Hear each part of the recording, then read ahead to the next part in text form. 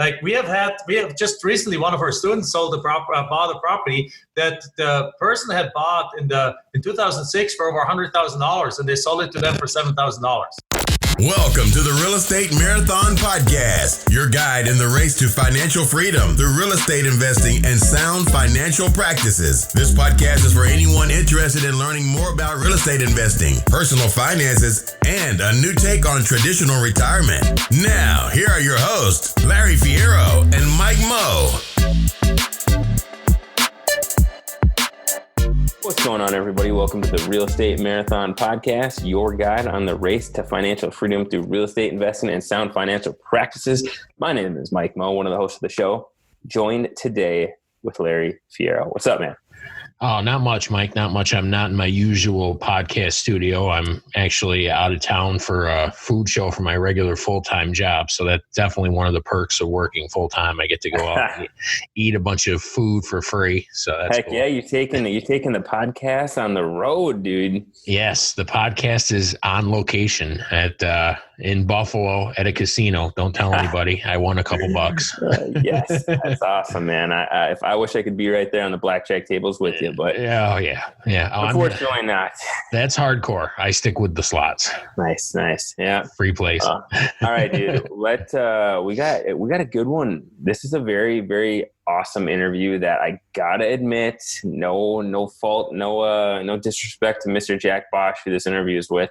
I had some assumptions about this topic that we went into, and let's just say Jack completely dismantled my assumptions about the subject that we're going to talk about in depth here in a little bit. Yeah, I was very curious to listen to what he had to say, and I was on the fence, but he converted me over to his way of thinking. I got to tell you, so I'm looking forward to this. Yep, good old land flipping. Who would have known? Who would have thunk that you can actually get cash flow out of land flipping? So more on that to come. But before we get into the interview, you want to hit us with the little warm up we got? Yeah, the warm up today, we're going to do seller financing. And what seller financing is, a real estate agreement in which the seller handles the mortgage process instead of a financial institution. Instead of applying for a conventional bank mortgage, the buyer signs a mortgage with the seller. Owner financing is another name for seller financing. Yeah, and this sounds complicated, but in essence, it's just whoever is selling the asset, the land, the property, whatever it is, essentially becomes the bank. Instead of you going to a lender and getting a loan and having them buy the property and you paying them, you're essentially just paying the owner installments and interest every, whatever terms you agree to, you pay them every month instead of the bank. So it sounds a lot more complicated than it is. But to quote Jack Bosch in this episode, he said, in his strategy, you don't have to deal with the bank, you become the bank. So it's really a really powerful tool. Yeah, and this is one of my favorite financing methods. You're limited by the number of mortgages you can get in multifamily. And I've actually built my entire portfolio using owner financing, where the people that own the properties finance me, and I've achieved financial freedom through owner financing. So this is one of my favorite methods. Heck yeah. I'm surprised we haven't defined it yet. We've talked about the subject quite a bit in the last couple episodes, and glad we finally got around to defining it. Absolutely. So that's, in case you guys ever wanted to know, that's what it's at. Perfect. All right, man. Anything else before we get into the interview with Mr. Jack Bosch? Let's bring Jack on. This is good stuff coming up. Cool. All right, Mr. Jack Bosch. Welcome to the Real Estate Marathon Podcast, man. How you doing? Thank you very much. I'm doing great. Thank you, Mike. And thank you, Larry. Glad to have you here, man. I appreciate it.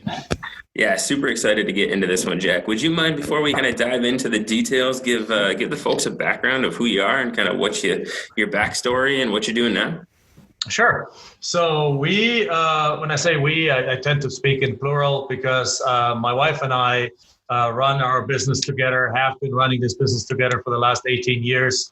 And she can do everything I can do or more, probably. So when I say we, I refer to both of us and our team, obviously, because neither of us could have done everything we have done if it wouldn't have been for our team. So originally, you can tell from my accent, I'm from Germany. I'm not American. I am American now. I'm an American citizen, but I came from Germany 23 and a half years ago or so, to going on 24 years ago, to literally, I came here to the country to literally just finish my college degree, put my stuff in my parents' basement, said like, see you in a year, had my job lined up in Germany, had everything lined up. And then an interesting thing happened. I fell in love with this country. And also I came across this lovely young lady that is now my wife of 18 years.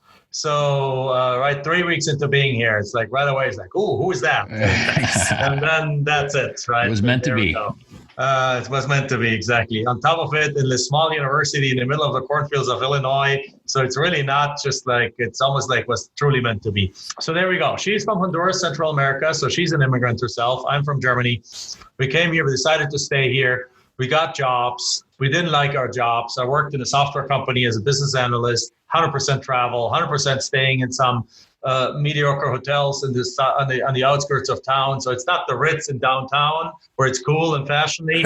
It's like in the outskirts of town in the Holiday Inn Express and so on. So it wasn't as glamorous as it sounds initially. And he said like, oh, you're traveling and for business and stuff. And after a few years, I was like, 2-3 years, I was like, I've had that, but I couldn't quit.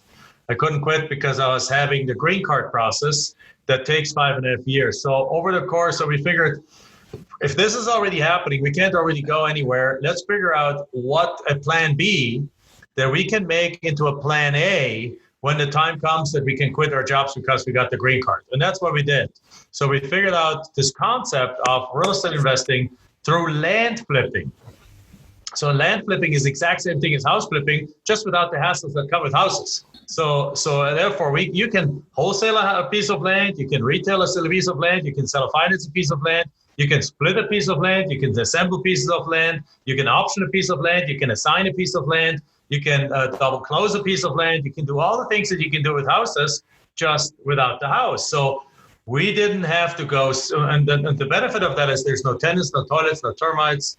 There's no mold, there's no contractors, there's no repairs, there's no midnight move-outs, there's no vandalism. It is just a much simpler way. And the best benefit is there's literally no competition.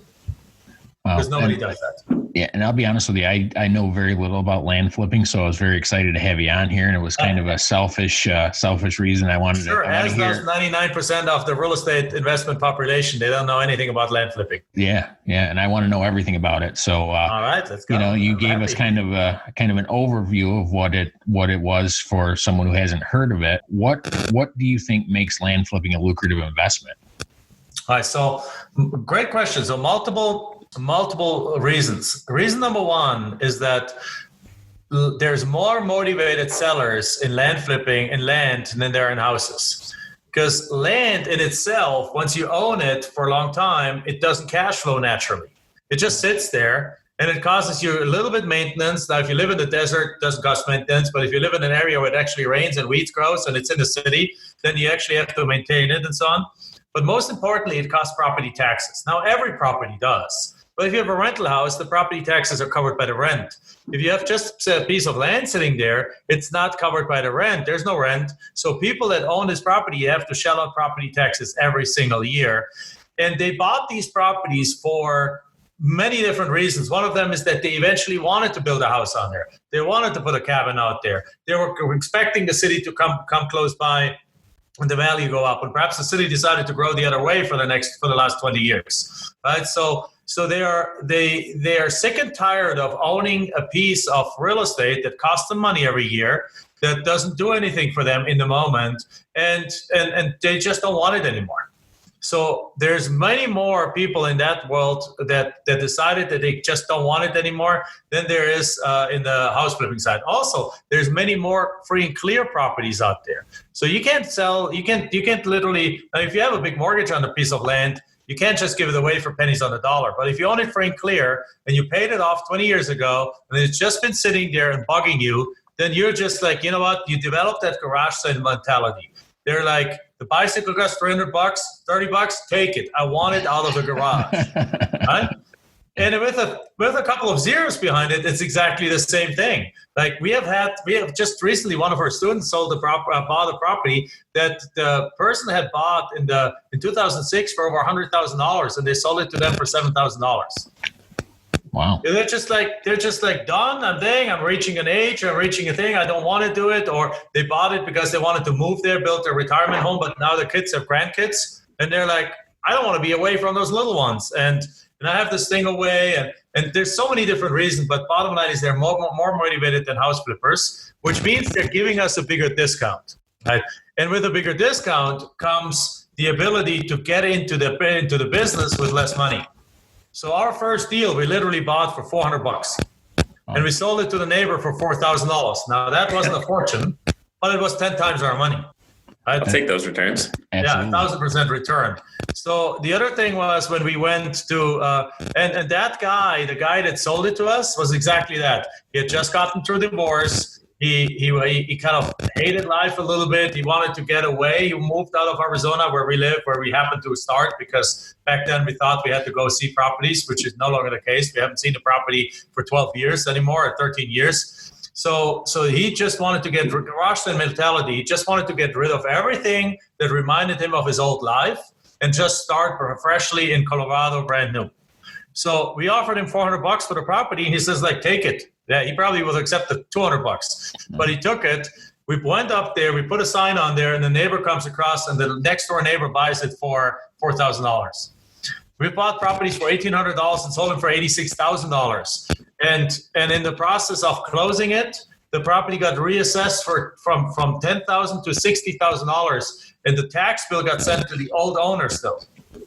So you think the old owner was upset that he just gave away a $60,000 property to us for $1,800? No, he wasn't. Actually, he wasn't, because he had made up his mind that he just doesn't want that thing anymore, no matter what it's worth. So bottom line, because of all these factors, we can get in for $1,800, $2,000, $4,000, money that most people can either have or can come upon. And then the market values are still 10 or 20 times higher. And then even if you sell it at half price, which is a smoking deal, you sell it very quickly, you make a nice profit. So you can make the same profits. To answer your question, it's easier to get into. There's more motivated sellers, and you can make the same or higher profits that you can make on houses because the margins are so big. And the number of motivated sellers, it sounds to me like it's up there, because when they decided that they're done, they just want to wash their hands of the whole deal and just get out of it. So as a result, when we, I know the house flippers today, if a house flipper sends out direct mail, their response rates, it's typically below 1%. Like, I belong to a mastermind with 150 other house flippers. I'm just the land guy in there, kind of like smirk, but a lot of them have even moved away from direct mail. We use a direct mail strategy, but we get a 4 to 15% response rate on our direct mail. Wow. So that means that is like a 10x factor or even 15x factor more than most of the house flippers get. Which goes to your point, there's more motivated sellers. And since nobody's in that industry, they call you and they haven't gotten a phone call or a letter from anyone else probably in 20 years in many cases. Yeah, that's awesome. Yeah, that is awesome. So Jack, this is kind of one of the reasons I'm so excited, like Larry said, to get into this conversation is because this just shows there's so many different ways in real estate to kind of attack it, right? So you kind of covered a couple of the things, you're not having the tenants, termites, and toilets and things like that. But what are some of these other key differences for somebody who is maybe new to real estate and it only sees real estate as, maybe the rental with 20% down and going through a bank? What are some of these key differences in the land flipping side of things that they want to be cognizant of? So when you mention the 20% down, so the first big difference is you'll never have to speak to a bank, because as a matter of fact, you can become the bank.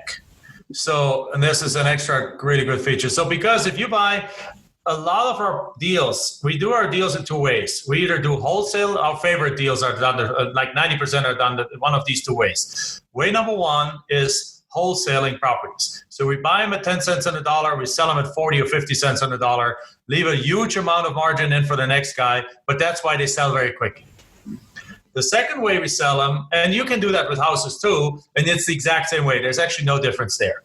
Because you put them on a contract, you can assign the contract, you can do double closing of the contract. You actually don't need the money to buy that property. But in the second way is a very interesting and different way that we do these deals, is that we sell a lot of our properties with what's called seller financing, right? So in other words, we let's say we put a $40,000 property that we put on a contract for $6,000. So we buy it for $6,000. We go put it on the market for full market value, but we allow somebody to buy it with a $6,000 down payment. So if you look at that, you can literally do that as a double close. You can go to a title company, you can do it as a dry ABC close, where the buyer brings in their $6,000 or $7,000, let's say, and then use that to pay the seller. And you now have the property purchased and sold, but with installment sales without almost taking any money out of your pocket.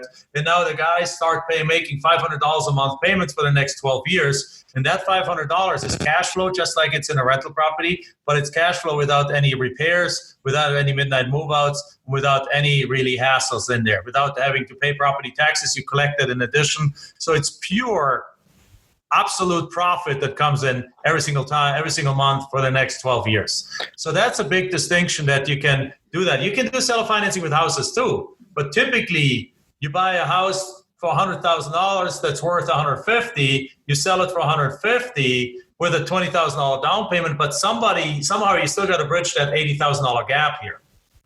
And you do that with a hard money, with a lender and so on. We can eliminate all of that out of here and literally take deals where one of our students, Bruce, he bought a property for $1,100 and sold it with for $24,000 and got a $6,000 down payment. I mean, he's $5,000 in the plus, even after considering $3,000 or $4,000 a plus, even after considering closing costs. And now he's getting $400 a month for the next five years or so to pay that thing off. It's pure cash flow. It's pure beauty. That's probably one of the things.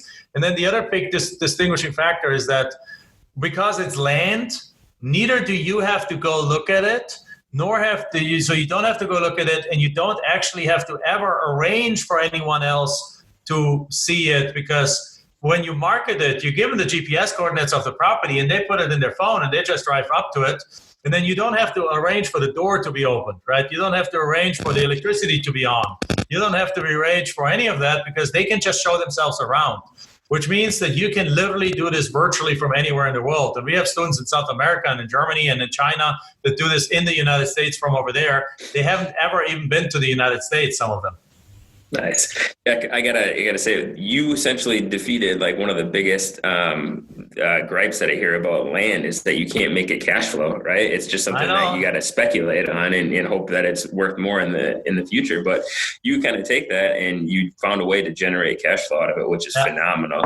One of the things I got to highlight on there, you never have to talk to a bank; you become the bank. I think that's an amazing concept, right? The seller financing, as far as you are now the bank, right? So you're the monopoly bank as far as you own the property, or they own the property, but you're getting the monthly installments. And if they default, what's the worst that can happen? You get that property back, right? Exactly right. Exactly. And that, even though that's not our goal, it does occasionally happen, and then you double profit on it. Yes. Yeah. Yeah. So you get monthly installments, and then if you don't, you get the property back, and you repeat the process. 100% right. That's exactly how it goes. Yeah. Now, a lot of our listeners are newbie investors. Is this something that you feel that they should be able to jump right out of being newbies into doing, or do you think they need to get their feet wet in other areas before and they can get some experience under the belt, or coming right out of the gate, they can do land flipping? Now, obviously, I know I'm biased, right? But but I have a hard time thinking of a better strategy to get started for a newbie. Because again, you don't have to learn. When you get into real estate, there's a lot to learn. The very last thing that I want somebody to learn, for example, we also do now apartment complex syndications. We take the money we make in land and we buy 150 unit apartment complexes. So when somebody 18 years ago would have presented me with an apartment complex opportunity, I would have been turned around and would have been screaming the other way. Mm. And that is because I didn't understand even the terminology of it. I didn't understand the concepts of it. I didn't understand how the calculations of it. I didn't understand anything. So it's the same thing with this versus other methods. Once we saw land flipping, we really understood that we basically don't need to understand much about real estate. You don't need to know what a 2x4 is, how much it costs to put drywall on a property or a roof or repair a kitchen or any of the things that you really can break your neck in a fix and flip. Like I have every friend that does fix and flips has lost tens of thousands of dollars in fix and flips in the past on occasionally, not always, then they make it on other ones, but they've had deals where they lost a bunch of money. They say in the fix and flip world that if your first fix and flip, if you didn't lose money in your first fix and flip, you did everything right. Because there's so many unknowns that you're dealing with, all cost overruns, things that you don't think of. And in the land flipping world, you don't have to learn them in the first place. Because like, this is my office. This is from which we flip all of our properties. I have Google Earth. I can see the property. I have Google Maps. I can take pictures of that, right? I have county websites. I can use the telephone and call the county and find out anything I need to find out. And yes, do I need to learn a few process steps and a few little things like how is it done in this state or the other state? But compared to houses, it's a fraction of what you need to learn, which is the perfect thing to learn for a beginning investor. Because you still learn real estate. And most importantly, you still build up your confidence and your capability. So we did the same thing for years. We only focused on land flipping, and only then did we start into going to improve property. We flipped some houses. We rehabbed some houses. We have a rental portfolio now, and then we jumped into the larger pieces. But I couldn't imagine having done that the other way around. Awesome. Is there so somebody getting started? Is there a market cycle where land flipping tends to work best, or is it applicable in all market cycles? And then you talk about trying to find out how it works different in certain areas and certain cities. How does somebody, multifamily and real estate, there's certain factors to get down to your market. How does that differ for land flipping? What markets are good for land flipping? Yeah, so the first part is seasonal. If it's seasonal or not just in the year it's seasonal, it's not. The only thing I want to say is that there's about a 2.5 week window time where everything slows down, and that is after Christmas till about until about January 10th.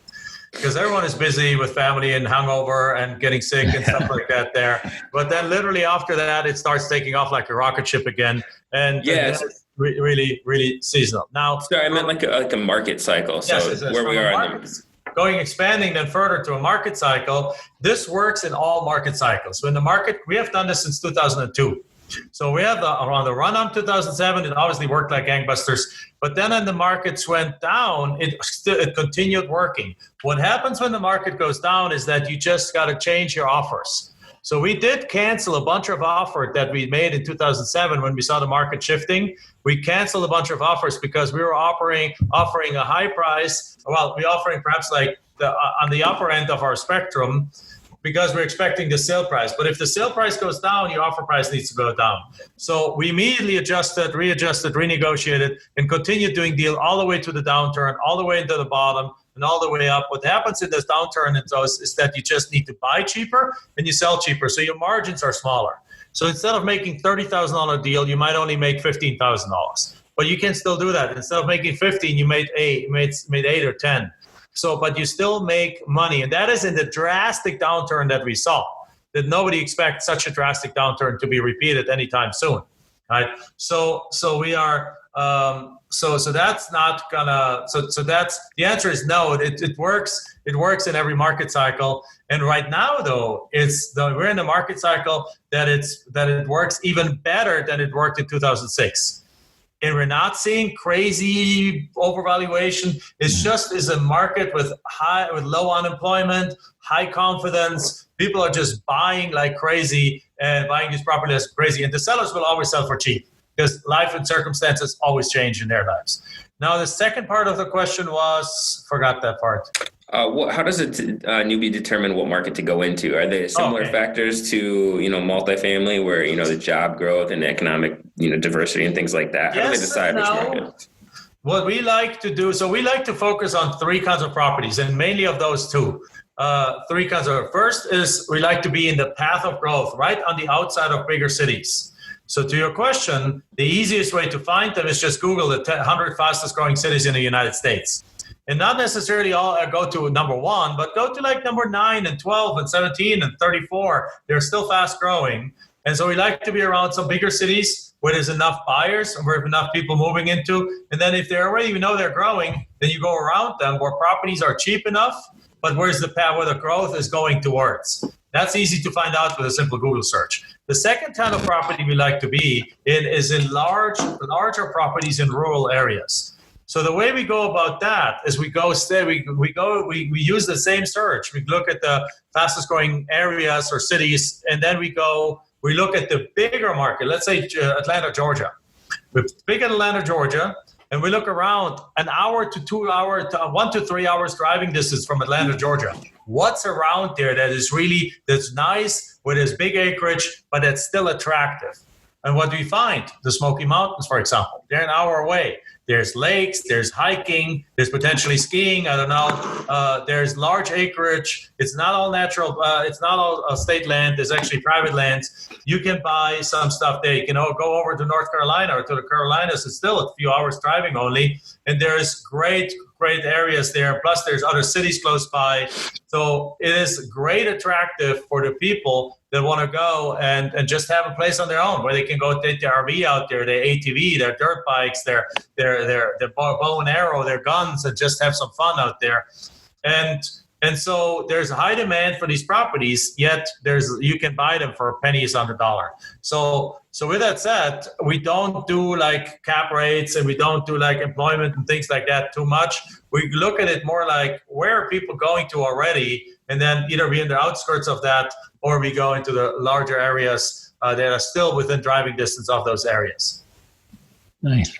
Awesome. Now when you're doing land flipping, obviously there's different styles of land. You got residential, you've got commercial, you've got just the different types of land. Is there any specific land that you prefer flipping that makes it a little easier to flip, or well, the one in the outskirts of town is always the easiest to flip. Of course, the easiest to flip is the infill lot. It also is a little bit harder to get. You have to send out more letters. And you get a low response rate. That if you're in the city and like in a growing city area, and you want to have one of these 300 empty lots there's going to be some competition for those. There's going to have to write a bunch of letters for those. You have to write repeat letters and so on. But once you have one at a good price, the builder buys them like the next day. Right. So, and at a $50,000, $100,000 profit. Right. But the ones in the outskirts of town, those are the ones where really the best worlds meet each other, because they are attractive to both two kind of buyers or three kind of buyers. If it's really close by, they're still attractive to the builder or developer. If they're if they're somewhat close by, they're attractive to what we call the financial investor. The financial investor is somebody who has just a bunch of money, perhaps pulled it out of the stock market, sees that the city is growing, and he can buy like this property. Let's say if he buys a 2-acre parcel from you right now for $35,000, which you have under contract for $5,000, and it's worth $50,000. But 10 years from now, when the city actually has grown there, it's worth $300,000. So he buys something for $35,000, which he knows is a good deal today. It's going to be a great deal down the road. So you have this buyer that buys those. He's going to buy them very quickly, particularly if you can show some in your marketing some additional evidence that the market is growing that way. And in our courses, we show people how to do that. And then so now you have two buyers, and the third buyer is actually a future retiree.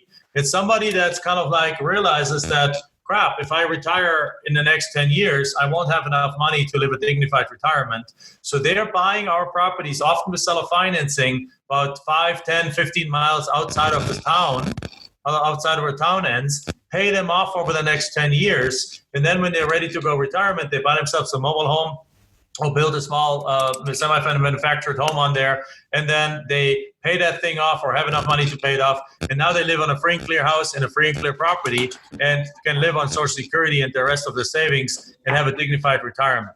So it combines three buyers, of which there's a lot of them out there. And therefore, these properties often move the fastest out there and provide really nice profits. Awesome. All right, Jack, you sold me. I'm a new investor. I want to get into land flipping. How does somebody, I'd assume there's not as much educational resources out there as there probably are in multifamily in the traditional real estate past. How does somebody get a mentor, get educated on land flipping? Well, so we when we started showing that, and we created a home study course on it 11 years ago, and then we've redone it a couple of years ago, so it's updated, even though nothing really changed. But people were like, "It's 11 years old," or "It's 8 years old." It's like, yes, it works the same way today. So we created it, but we did an updated version with some of the more updated things, like how we sell them through the different platforms and different websites. We usually use free websites to sell these properties through, like even on Facebook and so on. But then more and more people came to us and said, like, yeah, this is cool, but I still would like to have some coaching. So we offer coaching. So people can contact us. I can share the link or something later on, but they can go to our website. The first thing everyone should start with the overall home study course. That is a step-by-step A to Z home study course with all the steps in there. And then if they still need more hand-holding afterwards, or if they want to take it to a higher level, we have a lot of people that come into it. We have two kinds of people going to our coaching program. The first ones are the ones that are really starting from scratch, and they know they need some accountability or hand-holding. It depends. We have basically some people say, like, I know I'm a go-getter, but I need the help to make sure that I overcome certain hurdles as I get to them. Another person is like, I need the accountability factor. I need somebody that I know I need to show up with every single week, because our coaching is one-on-one coaching, every single week, that I can talk to, and that I can help me get to the next step and the next step and the next step. And the other kind of coaching we offer is people who are already doing deals, but they managed to do like a deal or two a month, and they want to get to 10 deals a month. So we help them scale their business, because some of our coaches do 100 to 300 deals a year. Nice. Wow. Very cool. Now, when you have a piece of land under contract and you've got a buyer, what is usually the closing time for most deals? And do they close quickly? Does it take a little bit? If you have typically when we put a property on a contract with a seller, and I know you're asking about the buyer, but if you put it on a contract with a seller, we put it's different thing than house flipping. We put in our contract that the close of escrow is up to 6 months down the road. Some of our students even put a year's close of escrow in there. Not because it takes so long to sell it, but if they get 40 contracts on a contract, or 40 deals on a contract, they don't even have the time to put them on the market so quickly. So it might take them a while to put them on the market. And so we like to give ourselves like 6 months. So you open escrow, you have them do the title search, make sure that you have marketable title. And assuming you do, the moment you have you have a buyer online and the buyer is ready, you just close on that escrow. Title company's ready. You can close in 3 to 5 days if you want. Average, I would think, takes about 2 weeks, because usually the buyer needs to get their funds together and their documentation together and their ducks in a row. We are usually ready for the moment we have the buyer, we do the closing. Or, of course, you can also do it, what we have done early on and always on. We have actually bought these properties ourselves. If they only cost $500, you can afford to buy them and then sell them, and very quickly you have enough money in there to fund your own business. So, but the answer is, once the buyer is there shouldn't be anything that keeping you from finishing that purchase, assuming that the title is marketable. Of course, if all of a sudden, if you haven't so the process is really get the deal under contract, send it to title, have them open escrow, have them all doing all the preparatory steps. So if there's a title issue, they can fix the title issue while you market the property. And then once you have the buyer found, you just do an assignment, a double closing, whatever it is, or you buy it and sell it 2 days later. But that transaction can take anywhere, like usually it's about a couple of weeks. So quickly. Jack, do you usually find the people that you're buying these pieces of land from are okay with putting that out potentially 6 months, or is it more of a case-by-case basis? And if they're uncomfortable with it, then to your point, some of them are pretty low cost to purchase. You just buy it and hold on to it, and then flip it when you find a buyer. So the answer for that is pretty much yes. So in other words, what I mean is, it is 90% of them are okay with it. 10% have an issue. But the issue is not what you think. It's not that they think, oh, why do you need so much time? It's often an issue of like, hey, I'm going to go out of the country for the next 6 months, visit my daughter who lives in Bali or whatever it is, so lives somewhere else. And so I need to close in the next 30 days, so otherwise this is not going to work, right? More reasons like that. than reasons of like, hey, what's going on? Why do you need 6 months for that? If that comes up, you'd simply say, hey, we need 6 months because we don't know if there's any title issues. We're anticipating to close earlier. Well, that's the truth. I mean, the earlier days, when we started out, we gave people like 60, 90 days. And very often did we have to extend the closing date because there was a title issue. Perhaps they had, it was still in the name of their dad or something like that. And it needed some probate. It needed some other resolutions, some other things. All of that is stuff that the title company works on, but it takes time. So you want to have at least 3 months. And between 3 months and 6 months, there's really almost zero pushback. Gotcha. Yeah. And I suppose with burned out landowners, you probably don't have the tenants calling them. So there's maybe not as quite of a heightened urgency to get rid of it. But and there's no competition. There's not like in the house flipping world. If you tell somebody, yeah, I'll do close of escrow in 6 months, you're like, you're crazy. I'll meet somebody in an hour that's going to close it in 7 days. Yeah. Yeah. Right. So we are just the opposite because we don't deal with the competition situation here. Nice. So how are you guys finding most of your deals now? Is it all direct mail campaigns? It's all direct mail. Now, could you go on Craigslist and just look for some properties and perhaps pick up a couple of cheap ones? Yes, but that's more like of a treasure hunt. We don't like to do a treasure hunt. We have developed a business that is consistently doable. And that once you honed in on your areas where you get really good responses and so on, then you send out 1,000 letters, you get 80 responses, you send 80 responses, you get 3 deals. You get 3 deals. Each deal, it makes you anywhere $10,000, $15,000. Right there is your $30,000 to $50,000 in profit for the month. And you just do that again and again. You want more deals? You want double your deals, you double your mailers. Right? So it's a predictable cookie cutter system. So, and the best way to do that has been and always, I think, will be, is direct mail because, again, direct mail works unless there's a huge amount of competition. And in the housing world, direct mail gotten so bad that people would get 30 postcards a week and they wouldn't respond to any one of them. So everyone's response rate dropped so deep. But in our case, that's not the case, and it's not foreseeable for that to be ever the case. Yeah. And one of the things I'm kind of curious about is when you're sending out the mailers and you get these responses, how do you go about valuing the property so you know so you're not overpaying for it? You want sure. to know. Yeah, that's a great question. So we have developed 5 different ways to value a property. The very simplest one is sold comps, just like houses. So if you have an acre in the outskirts of town, typically there's other properties like that available too. And if a few of them sold, that's your comp. If it doesn't, if it's not available, you can operate based on listings. It's like, what's the listings? Because if the listings are listed with realtors, the realtors are not going to just decide to list one property 5 times the value. They want to sell the property and make a commission. So the realtors are going to list it based on what they think the market value is, and that's usually fairly reliable, or at least you would discount about 20% of that, and they take that as a comparable value, and that has proven to be very, very reliable. And there's other ways. You can adjust by size. You can adjust by you can use the assessed value from the county in many areas as a kind of rule of thumb, because it's usually in a relationship to the market value. So we developed like 5 of those that are detailed, spelled out. But the thing is, the first time you do it, it might take you 45 minutes to figure out the property value of one property. After you do it in a while, it takes you 3 minutes to figure out the property value. Because and now after me, I've done over 4,000 deals. Michelle and I, we have done over 4,000 deals. Now we're like, you tell me a subdivision, I tell you what to offer because I know what's worth it.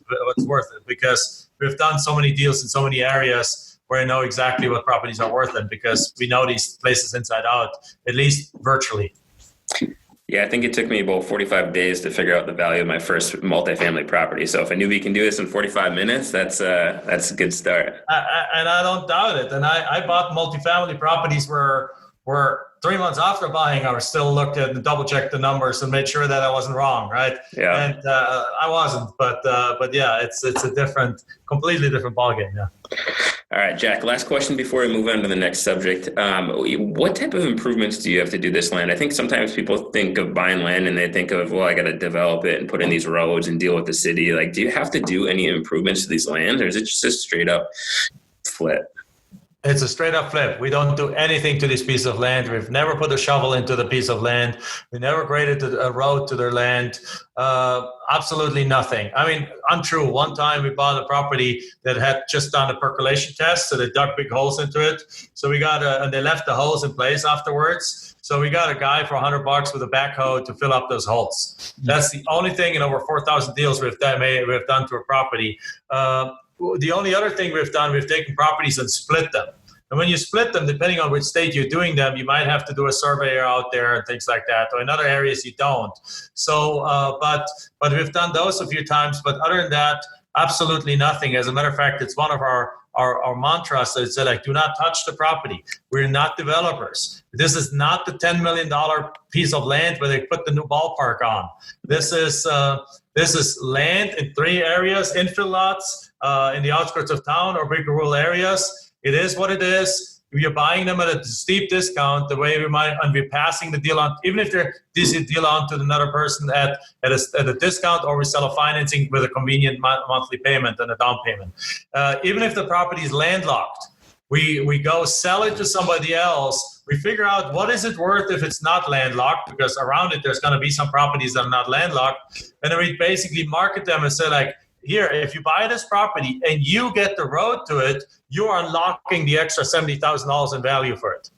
But I'm not willing to do that because it's going to bog me down for the rest of the year to get this easement done. It's going to take lots of sleepless nights and lots of effort and lots of time to get that done, only to then make some more money on it. If I spent that time on doing 3 more deals, I've made that $75,000. And that's much less time invested. So there's this concept of velocity of money, that if you can flip your money very quickly and duplicate and triple your money, let's say every deal you triple your money, buy it for 5, sell it for 15, buy it for 5, do that again. Then if you do that, if you just focus on that, you'll end up making way more money than if instead taking one property and doing all this effort to then make it into a $75,000 deal. Nice. All right. I said that was the last question, but I got one more on this before I move on to this forever cash philosophy that you got. How does one lose money in this? So I'm a newbie investor, and this sounds phenomenal, but like, what mistakes do I not need to make in order to, or do I need to avoid so I don't lose money in this niche? Yeah. So the only times we've ever lost money is when we, as they say, started believing our own press releases. In other words, when we started thinking that we were better than we actually are. In other words, once you have a property under contract, our process is such that you do a very, very superficial value analysis just to figure out what the values of the property early on, and you make your offer. Since you're only offering 5 to 25 cents on the dollar, you have a huge buffer in there that protects you from any mistakes. So if you did that right, then you're not losing money. But then the next step is that the moment you have it under contract, you dig deep on these properties, because our contract allows you to back out of the contract anytime for any reason. In other words, we can always back out of the contract if we find something that we don't like. So because of that, we don't do all the research up front. We do the research further back. And when we have that deal on a contract, if you then do not do the research, you might overlook some stuff that ultimately turn that deal from a great deal into not such a great deal. And for example, we bought some properties in an area that we had already bought properties. And we bought a bunch of half-acre properties in that area. It's like, great, we paid $2,000 for them, sold them all for $10,000 each, made $8,000, great, 4 times our money, quadrupled our money, awesome. We got another batch in, but these were quarter-acre properties, but in the same area. Where it's like, well, easy, let's just offer half the money for them and then just go do the same thing, not doing any extra research. What it turned out is that they had changed the zoning rules, and you can only build a house when you have half an acre.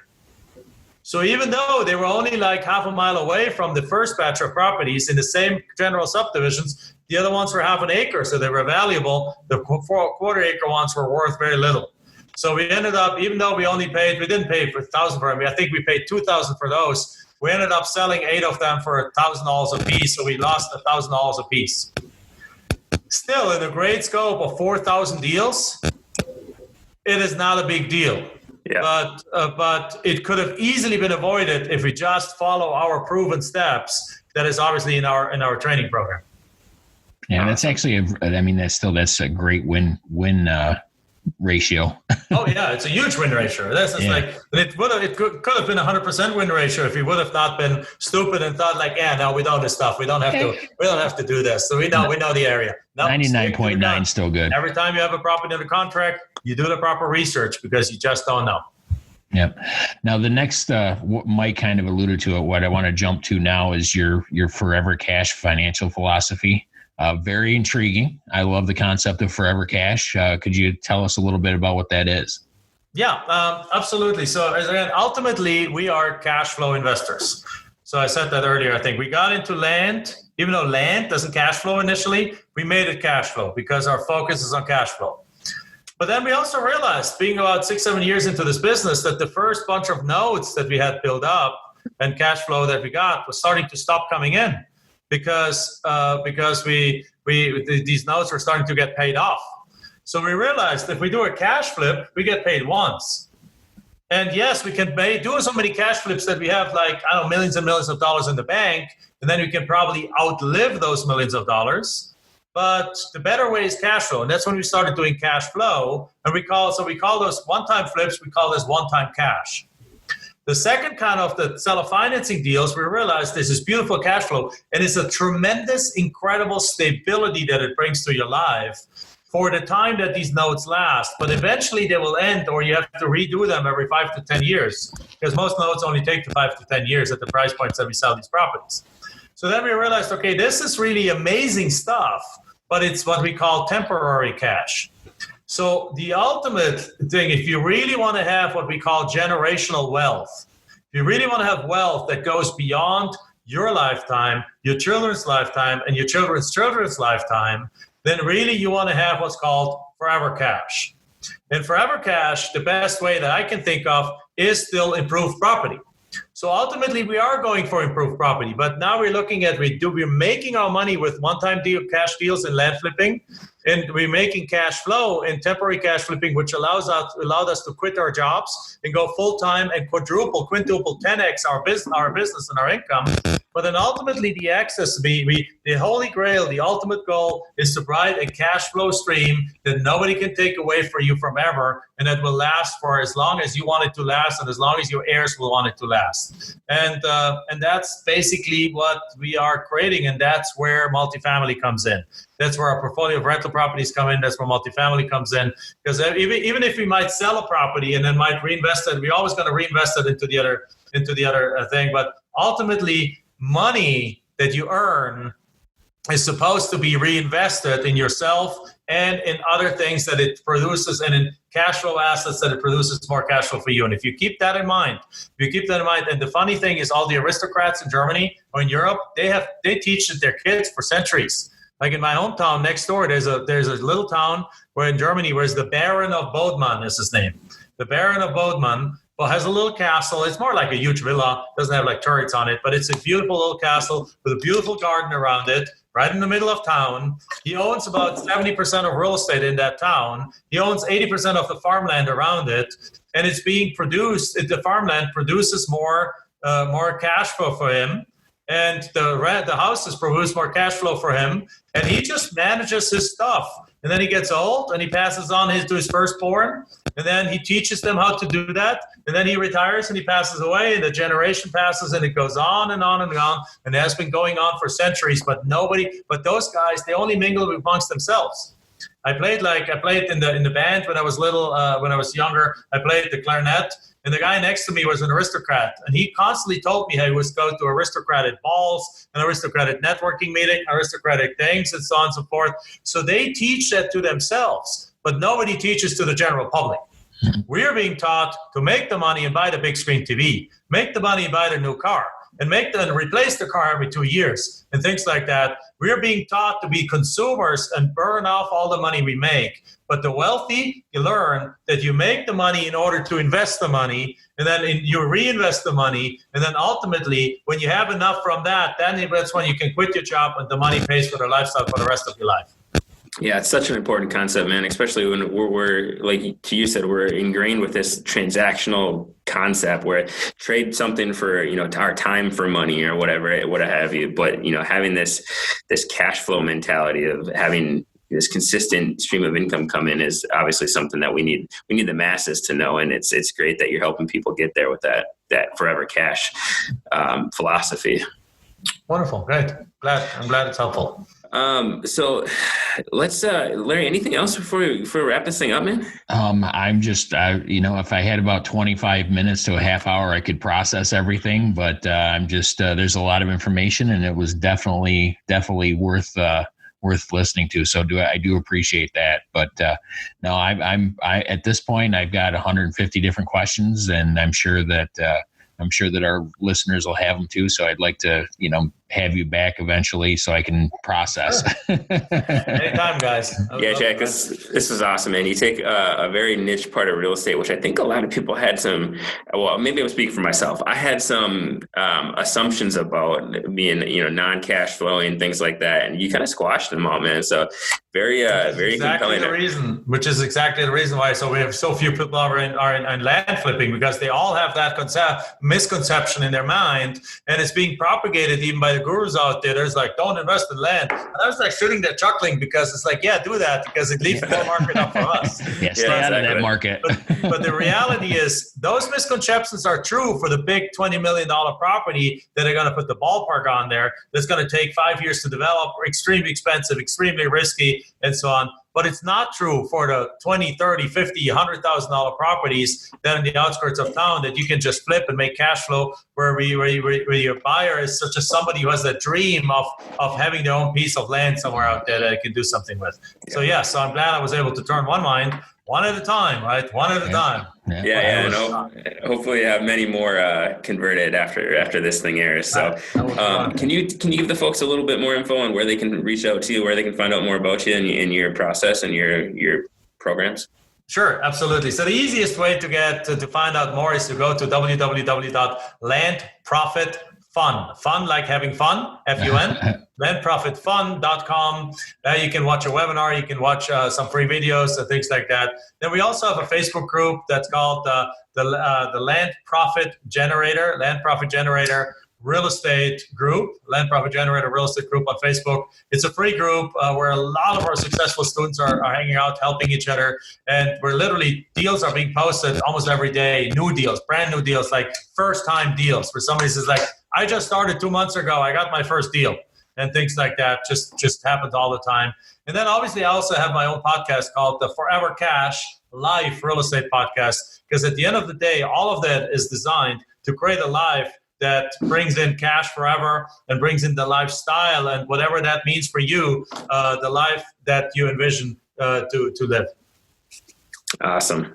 Love it, man. Yeah. Definitely got to have the listeners go over and subscribe to your podcast and check the Facebook group out and your website, because this is some seriously valuable information that you had given us. And, it's for newbies. So I definitely want everybody not to discount land flipping, which I'm very glad that you were on today. So thank you. Oh, thank you for having me. Yeah. Thanks, Jack. Appreciate it, man. Thank you.